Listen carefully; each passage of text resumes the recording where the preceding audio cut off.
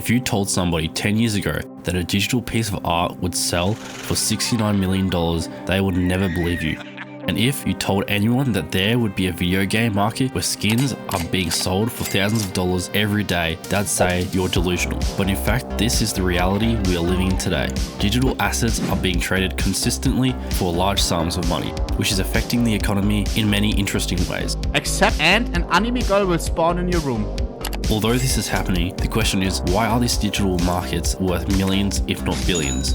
Well, we have to start from the beginning. When Steam was first launched, Valve was keen to make a customer-first service, with Gabe Newell stating that he wanted to tackle issues such as game piracy through quality of life improvements to games such as cloud storage. By focusing on the customer and doing useful things for the customer, piracy really becomes sort of a non-issue for us. With this mindset, he was willing to make Steam a platform for gamers no matter what. That's why when Valve saw that players were trading in-game items through third-party websites such as eBay, they quickly realized that they needed to create their own trading platform through Steam. This resulted in the creation of Steam Market, where anybody could buy items listed on the market from any game. Valve used this market to make items tradable for their own games, and they experimented with these features for years. When it was time to release a new Counter-Strike, Valve decided to take all the lessons they had learned from previous games, such as Team Fortress 2, to create a market for CSGO. With the introduction of skins and cases from the CSGO Arms Deal update, Valve decided to make skins have value through a gambling system. The rarer the item to unbox from a case, the more valuable it would be on the market. Of course, the value of these items was set by the community as they were choosing what price to sell their items at. But the value of these skins were underestimated by Valve themselves, which knives, which are the rarest items to unbox, were listed for thousands of dollars on the market. But of course, nobody would be buying them, right? Well, this is where things got out of hand.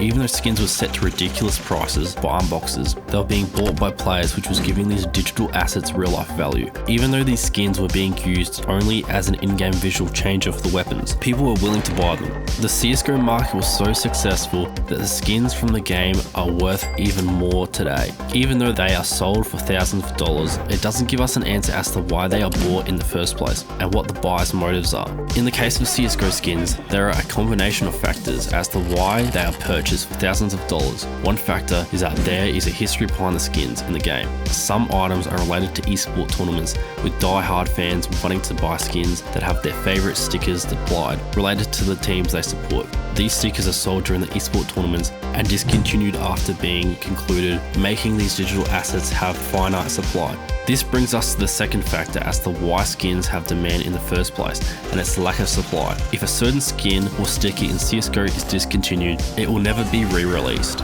This creates a sense of demand and supply in which demand always outweighs supply in most cases when it comes to these esport items.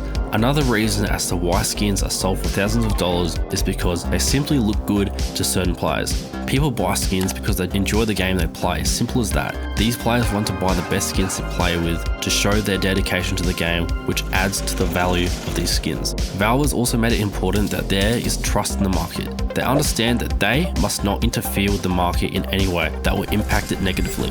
With customers having trust in Valve to know their Steam market will be sustainable, they are willing to spend thousands of dollars on the market. One factor that many people don't take into account when it comes to these digital assets is the fact that they can be traded without much trace on the internet. If you wanted to send $1 million to someone, you would have to take that to a bank, and they would want to know your intentions of doing this. With digital assets such as skins, you don't have to worry about this hustle. You can send millions of dollars worth of Counter-Strike items in seconds as payment to anyone, making them convenient. This alone gives value to digital assets as they have this use. Although this use is also linked to money laundering, which is a big issue that the market faces. To understand why Counter-Strike skins have become so successful and have real life value, we got a word from Nalo, who will tell us everything you need to know. I believe CSGO skins are so successful for a few reasons. First, the infrastructure set up by Valve and other companies creates a market full of potential both for investors and the skins themselves. Third-party markets help a lot too, since Valve tends to not regulate them very much. There's a lot more freedom for skin owners to turn their items into real cash, which helps support the prices and solidify their existence. Another major reason is the customizability and iconic nature of skins. You can customize with unique sticker crafts, patterns, even how worn the item is, which makes some skins very important to their owners. Iconic skins like the Howl or Dragon lore help to add to the overall mythos and success of skins as well. Digital assets seem to be getting more mainstream every day. This all may sound foreign to many people, But a digital world is slowly becoming our future, with the laws of economics now applying to online items that can only be seen on screen. It's making everyone question what the future will bring. But there is one question that faces everyone as we move into the digital age. Are NFTs or Counter-Strike skins better, and which will persevere? And can both of these markets stay afloat? Go check out this video because we answered this very question.